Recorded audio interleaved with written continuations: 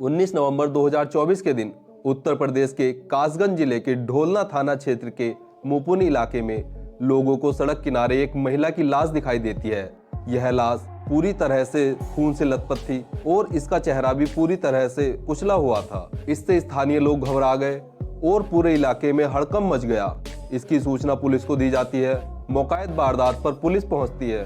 अब पुलिस घटनास्थल की जांच करती है और महिला की डेड बॉडी को पोस्टमार्टम के लिए भेज दिया जाता है। इसके बाद पुलिस स्थानीय लोगों से पता करने की कोशिश करती है कि शायद इस महिला की पहचान हो जाए, पर उन्हें कुछ भी नहीं मिलता है। इसके बाद ढोलना थाना की पुलिस कासगंज के सभी थानों में यह सूचना भेजती है कि हमें एक महिला की लाश मिली है और उसका हुलिया बताती है और उसकी उम्र 34-35 साल बताती है।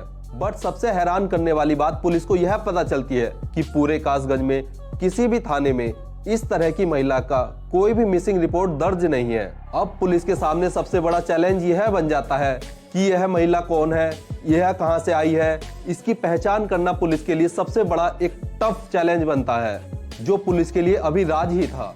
बट पुलिस कड़ी मशक्कत करने के बाद 5 दिसंबर को यानी घटना के 15 दिन बाद सोशल मीडिया के जरिए उस महिला की पहचान कर लेती है। इस महिला का नाम बबीता था। वह उत्तराखंड के रुद्रपुर के आदर्श कॉलोनी की रहने वाली है। उसकी उम्र लगभग 35 साल है और उसके पिता का नाम राजकुमार है। जैसे ही पुलिस को यह सूचना मिलती है, पुलिस तुरंत बबीता के पिता राजकुमार को यह सूचना देते हैं। राजकुमार भी यह सूचना पाकर तुरंत उत्तराखंड से कासगंज के लिए निकल जाते हैं। जैसे ही वह कासगंज पहुंचते हैं और पुलिस से मिलते हैं और जब वह उस सबको देखते हैं तो वह तुरंत पहचान जाते हैं कि यह तो उनकी बेटी बबीता की लाश है और वह रोने लग जाते हैं। इससे पहले राजकुमार से पुलिस कुछ पूछ पाती, राजकुमार ही पुलिस से पूछते हैं कि मेरी बेटी बबीता की 2 बेटियां थीं, वह कहां पर हैं। राजकुमार बताता है कि मेरी बेटी की बड़ी बेटी मानन्या 11 साल और छोटी बेटी अनन्या 7 साल की है, वह कहां पर है। अब पुलिस अचंभे में पड़ जाती है क्योंकि उन्हें बबीता की बेटी के बारे में तो कुछ पता ही नहीं था। उन्हें तो केवल बबीता की ही लाश मिली थी। इसके बाद पुलिस बबीता के पिता राजकुमार से पूछती है कि आप अपनी बेटी बबीता के बारे में हमें पूरी जानकारी दीजिए। तो इस पर राजकुमार बताता है कि उनकी बेटी की पहली शादी 2012 में उसके पसंद के लड़के से हुई थी, मतलब लव मैरिज हुई थी। उसके इस फैसले से पूरा परिवार नाराज भी था, लेकिन बेटे की खुशी के सामने वह मान गए। बट उनका रिश्ता 1 साल भी नहीं चला। साल 2013 में उन दोनों ने तलाक ले लिया। इससे पूरा परिवार बबीता से नाराज था, लेकिन क्या कर सकते थे। बबीता को पहली शादी से कोई बच्चा भी नहीं था। इसके कुछ दिनों बाद ही बबीता को अमरोहा के रहने वाले प्रमोद नाम के लड़के से प्यार हो जाता है और बबीता प्रमोद से दूसरी शादी कर लेती है। वे दोनों खुश थे। उनके परिवार को भी यही लगा कि शायद पहला लड़का गलत था, इसलिए उनका रिश्ता ज्यादा नहीं चला। बट इस बार सबको यही लग रहा था कि प्रमोद जो है बहुत अच्छा लड़का है, उसके साथ बबीता खुश रहेगी, तो वह उसकी शादी के लिए मान जाते हैं। अब इनकी शादी को 6 साल बीत जाते हैं। प्रमोद और बबीता के बीच सब कुछ ठीक चल रहा था। इन 6 सालों के अंदर इन दोनों को 2 बेटियां होती हैं। बड़ी बेटी का नाम मानन्या रखते हैं और छोटी बेटी का नाम अनन्या रखते हैं। बबीता और प्रमोद अपने बच्चों के साथ दिल्ली में रहते थे और वहीं पर ये दोनों नौकरी भी करते थे। बट बबीता को जब दूसरी बेटी अनन्या होती है तो इन दोनों के बीच रिश्ते बिगड़ने शुरू हो जाते हैं। इन दोनों के बीच लड़ाई झगड़े शुरू हो जाते हैं। शायद प्रमोद को बेटा चाहिए था तो वह बबीता से चिड़चिड़ा रहने लगा। इधर बबीता भी नौकरी करती थी तो वह प्रमोद पर ज्यादा ध्यान नहीं देती थी, लेकिन अब उनका रिश्ता खत्म होने की कगार पर आ गया था। यहाँ पर परिवार भी बबीता को खूब समझाता है कि पति पत्नी के बीच तो नोकझोंक चलती रहती है, तो तुम ये रिश्ता मत तोड़ो। लेकिन बबीता नहीं मानती और जो उसने दूसरी लव मैरिज प्रमोद से की थी वह उसे भी खत्म कर देती है। मतलब दोनों अलग हो जाते हैं। बबीता कुछ दिनों तो दुखी रही, लेकिन वह अपने काम और अपने बच्चों में इतनी व्यस्त हो गई कि वह प्रमोद को भूल गई और वह अपनी जिंदगी में अपने बच्चों को साथ लेकर आगे बढ़ गई। अब साल 2019 में कोरोना के कारण लॉकडाउन लग जाता है। बबीता अपने काम पर नहीं जा पाती है, तो उसके पास काफी टाइम होता था, तो वह अपने फोन पर सोशल मीडिया प्लेटफॉर्म फेसबुक पर काफी एक्टिव रहती थी, जहां पर उसकी मुलाकात अभिषेक भारद्वाज नाम के लड़के से होती है। अभिषेक सावर थाना क्षेत्र के नई बस्ती का रहने वाला होता है और वह बबीता से 6-7 साल छोटा होता है। अब अभिषेक और बबीता के बीच घंटों घंटे बातें होने लगी। बबीता यहाँ पर अभिषेक को बताती है कि उसकी पहले शादी हो चुकी है और उससे उसका तलाक हो चुका है और उससे उसकी 2 बेटियां भी है। तो इस पर अभिषेक बबीता को बताता है कि उसे इससे कोई फर्क नहीं पड़ता है। अब बबीता और अभिषेक की काफी नजदीकियां बढ़ने लगी। वह दोनों साथ में काफी टाइम बिताते थे, मतलब उन दोनों ने शारीरिक संबंध बनाने शुरू कर दिए थे और वह ऐसा कई बार करते हैं। फिर एक दिन अचानक अभिषेक को बबीता किसी लड़की से वीडियो कॉल पर बात करते हुए देखती है। तो वह अभिषेक से पूछती है कि वह लड़की कौन है। तो इस पर अभिषेक बबीता को बताता है कि उसका नाम मुस्कान है और वह उससे प्यार करता है और वह उससे शादी भी करेगा। यह बात सुनकर बबीता आग बबूला हो जाती है और वह बोलने लगती है कि तुमने मेरी जिंदगी बर्बाद की है, तुमने मेरे साथ गलत किया है, मैं तुम्हारे खिलाफ पुलिस में रिपोर्ट दर्ज कराऊंगी, तुम पूरी जिंदगी जेल में सड़ोगे, तुमने मेरा फायदा उठाया है, तुम मुझसे शादी करो वरना मैं मर जाऊंगी। और भी ना जाने कितनी बातें बबीता अभिषेक को बोलती है। अब इनकी लड़ाई कई दिन तक चलती है और बबीता भी अब अभिषेक पर शादी का दबाव बनाने लगती है। इसके डर से अभिषेक शादी के लिए हाँ कर देता है और वह बबीता के सामने एक शर्त रखता है कि वह अभी अपने परिवार को नहीं बताएगा, क्योंकि वह उससे उम्र में बड़ी है और उसकी 2 बेटियां भी हैं, तो उनका परिवार उनको एकदम से एक्सेप्ट नहीं करेगा। तो वह सही समय आने पर उनको यह सब बातें बता देगा। इस बात को सुनकर बबीता भी मान जाती है। क्योंकि उस टाइम पर लॉकडाउन चल रहा था, तो बबीता अपनी तीसरी शादी अभिषेक के साथ किसी आर्य समाज मंदिर में कर लेती है और वह दिल्ली के फजलपुर मंडावली में रहने लगते हैं।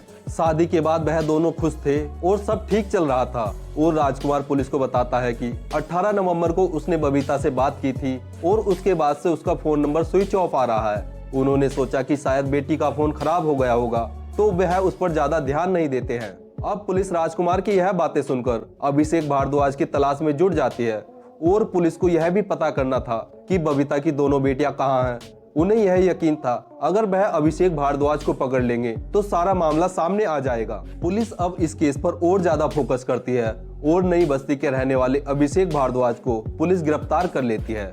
पुलिस जब अभिषेक के फोन की कॉल डिटेल निकालती है तो वहां पर उन्हें एक कॉमन नंबर मिलता है जिस पर अभिषेक घंटों घंटों बातें करता था। जब पुलिस इस नंबर की डिटेल निकालती है तो वह नंबर मुस्कान का होता है। मुस्कान को भी पुलिस गिरफ्तार कर लेती है। अब पुलिस इन दोनों से पूछताछ करती है तो पहले तो यह पुलिस को गुमराह करने की कोशिश करते हैं, बट पुलिस जब इनसे सख्ती के साथ पूछताछ करती है तो यह जो लड़की मुस्कान होती है यह सब उगलना शुरू कर देती है, जिसके बाद अभिषेक को भी सब कुछ सही सही पुलिस को बताना पड़ता है। ये दोनों कबूल करते हैं कि उन्होंने ही बबीता का कत्ल किया है। अब जब पुलिस अभिषेक से अलग से पूछताछ करती है तो अभिषेक बताता है कि वह मुस्कान के साथ करीब 4 साल से रिलेशन में है और वह उससे प्यार करता है और इसी दौरान उसकी मुलाकात फेसबुक पर बबीता से हो जाती है। बबीता देखने में सुंदर थी तो वह उससे बात करना शुरू कर देता है। इसी दौरान उसकी और बबीता की नजदीकियां कब बढ़ गई उसको पता ही नहीं चला। वह तो केवल मौज मस्ती के लिए बबीता से बात करता था और ये बातें कब मिलने तक पहुंच गई और कब उनके शारीरिक संबंध बनने शुरू हो गए उसे इस बात का पता ही नहीं चला। अब एक दिन बबीता को जब मुस्कान के बारे में पता चलता है तो वह उससे लड़ने लगती है। वह उसे धमकी देने लगती है कि वह उसको जेल में डलवा देगी, वह पूरी जिंदगी जेल में सड़ेगा और वह इसी डर से उससे शादी कर लेता है। अब अभिषेक तो बबीता के साथ मौज मस्ती कर रहा था, उसकी ये मौज मस्ती उसी पर भारी पड़ गई, उसी के गले की हड्डी बन गई। इधर बबीता के बारे में अभिषेक के घर वालों को ना पता चले, क्योंकि बबीता उससे 6-7 साल बड़ी थी और उसकी 2 बेटियां भी थी, इसलिए वह आर्य समाज मंदिर में जाकर शादी कर लेते हैं और वह दिल्ली के फजलपुर मंडावली में एक कमरा किराए पर लेकर रहने लगते हैं। अब अभिषेक बबीता को फजलपुर के मंडावली में छोड़कर अपने घर आ जाता है और वह बबीता से बीच बीच में मिलने जाता रहता था, उसके साथ रातें गुजारता था, पर वह प्यार तो मुस्कान के साथ ही करता था। उसने बबीता के साथ शादी तो केवल उसकी धमकियों के दबाव में आकर की थी, लेकिन वो कहते हैं ना, इश्क और मुस्क छुपाने से नहीं छुपता।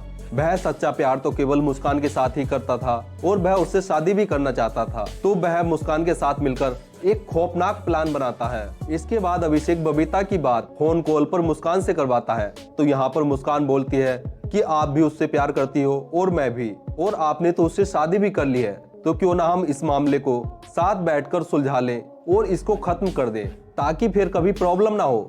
बबीता यहाँ पर मुस्कान की बातों में आ जाती है और वह मिलने के लिए तैयार हो जाती है।